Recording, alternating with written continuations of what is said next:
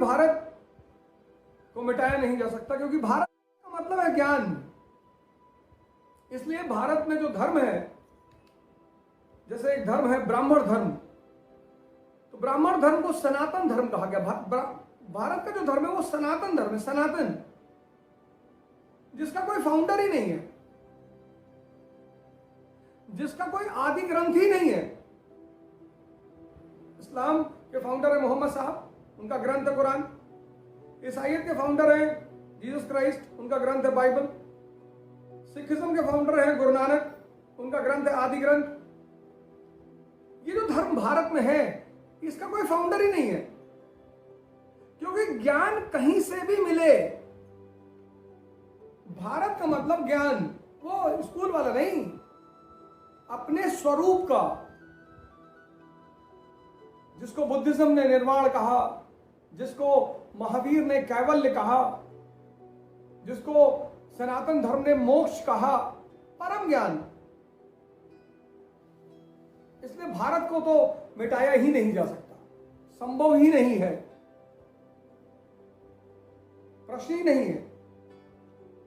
भारत का मतलब ज्ञान, और जो भी यहां आएगा, इसलिए भारत में हर आदमी वेलकम था। आपको जब अपनी ताकत पर बड़ा भरोसा होता है तो आप किसी को भी आने देते हो कि आओ, जहां तुमको टेस्ट कराएंगे तुम हमारा ही गाना गाओगे। 500 साल मुसलमान शासकों ने शासन किया हिंदुस्तान में, 1200, 600, 1700 साल। अगर हम कुछ अपवादों को छोड़ें तो ठीक है, कहने के लिए इस्लामिक स्टेट था, लेकिन सबने भारत के रीति रिवाज से ही शासन किया। एग्जाम्पल देता हूं मैं आपको, अलाउद्दीन खिलजी का पद्मावत मूवी आई थी, बड़ा उस पर हो हल्ला मचा था, और ये है कि मुसलमानों ने ऐसा किया, मुसलमानों ने वैसा किया। भारत की संस्कृति के हिसाब से ही शासन किया। फिर वही किताब है विपिन चंद्रा, सतीश चंद्रा, एनसीईआरटी, ये गवर्नमेंट ऑफ इंडिया की किताब है सर, और कांग्रेस के टाइम में प्रिंट हुई है। Page number 107। अलाउद्दीन को इतना बोला जाता है, in a formal sense the state was Islamic. Formal sense, formal कहने को राज्य जो है वो इस्लामिक था, but the sultans had to supplement the Muslim law by framing their own regulations, जिसको हम जबावित कहते थे। वो अपने खुद के कानून बनाते थे। वो अरब का कानून यहां नहीं चल सकता था sir. Alauddin Khilji told the leading qazi of the city, पढ़िएगा सर, तीसरा पैराग्राफ है, Alauddin Khilji told the leading qazi of the city that he did not know what was lawful or unlawful, but framed laws according to the needs of the state. बयाना के काजी से कहता है अलाउद्दीन खिलजी कि मुझे नहीं पता शरीयत में क्या लिखा है, कानून क्या और क्या कानून नहीं है। जो राज्य की आवश्यकता है मैं उस हिसाब से नियम बनाता हूं।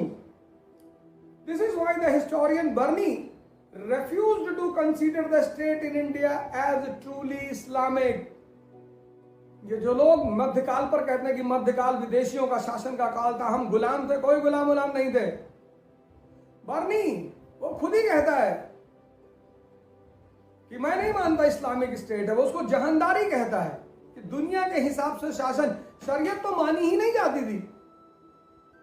अलाउद्दीन खिलजी वही लिखा है sir, this is why the historian Barani refused to consider the state in India as truly Islamic, but one based on worldly or secular considerations, bracket में लिखा जहानदारी। कौन कहता है कि मेडिवल पीरियड में मुसलमानों के गुलाम थे यहाँ के हिंदू? हाँ ठीक है, एक आध शासक अपवाद रहे हैं जिन्होंने इस्लामिक कानून को लागू करने की कोशिश की, लेकिन सब मारे गए। फिरोज शाह तुगलक को देखिए, उसकी अपनी मजबूरी थी। खैर फिरोज शाह तुगलक की तो अपनी मजबूरी थी, वो बेचारा इतना चारों तरफ परेशानियों से घिरा था, उसे एक वर्ग का सपोर्ट चाहिए ही चाहिए था। लेकिन फिरोज शाह तुगलक के बाद सल्तनत खत्म।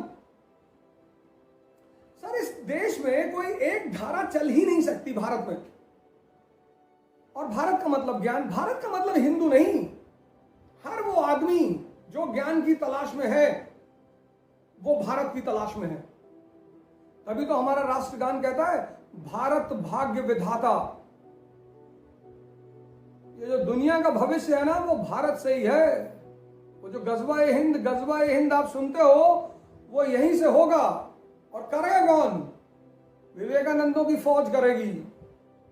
और अब की बार का विवेकानंद प्रवचन भी करेगा और गोली भी चलाएगा। अब की बार का निजामुद्दीन औलिया की फौज, उसकी दोनों फौजें होंगी, विवेकानंद की भी फौज होगी, औलियाओं की भी फौज होगी। कुरान भी पढ़ेगा और गोली भी चलाएगा। वो जो मौलाना गजवा हिंद बता रहे हैं, उनको पता ही नहीं गजवा हिंद का, ज्ञान का प्रसार, भारत का प्रसार, भारत का गजवा हिंद हो तभी दुनिया बचेगी, नहीं तो ये कैपिटलिज्म खा जाएगा सबको। जन गण मन अधिनायक, क्या बात लिखी गुरु रविन्द्रनाथ टैगोर। एनलाइटेड आदमी थे, शायद भविष्य दिखाई पड़ रहा था उन्हें। इसलिए जो भी भारत का राष्ट्रगीत गाता है वो दुनिया के भले की कामना करता है। जन गण मन अधिनायक जय हो, जय हे। भारत भाग्य विधाता। भारत, भारत मतलब ज्ञान, भारत यानी ज्ञान, और ज्ञान पर किसी का अधिकार नहीं। और ज्ञान की सारी नदियां हैं। इस्लाम की एक नदी है, हिंदुइज्म ब्राह्मणिज्म की एक नदी है, बुद्धिज्म की एक नदी है, क्रिश्चियनिटी की नदी है। ये सारी नदियां उसी ज्ञान पर जाकर खत्म होती है। आपकी चॉइस है। सारी नदियां ज्ञान की हैं, सारी। इसमें तो खैर कोई दो राय नहीं, इसमें तो मैं बिल्कुल, इसमें तो मतलब कोई दो मत है ही नहीं। ये सारी नदियां ज्ञान की।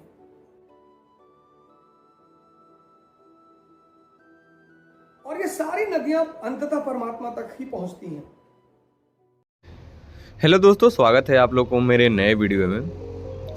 दोस्तों, आज के वीडियो में ओझा सर ने ये बताया कि जो लोग कहते हैं कि हम आएंगे भारत को तबाह कर देंगे, गजवाए हिंद कर देंगे, तो उनके बारे में ओझा सर ने बताया है कि भारत क्या है, भारत के बारे में बताया है कि भारत की संस्कृति क्या है, सनातन धर्म क्या है।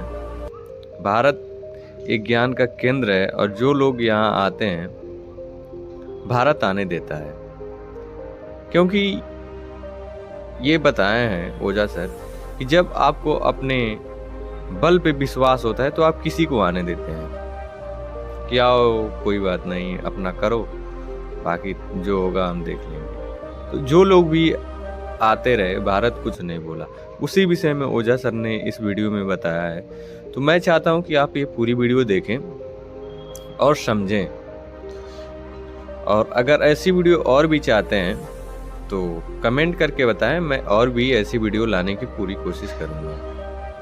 अगर किसी और भी टॉपिक पे वीडियो चाहते हैं तो उसको भी कमेंट करके बताइए, मैं उस पर भी वीडियो लाने की कोशिश करूंगा। बाकी इस वीडियो में बस इतना ही।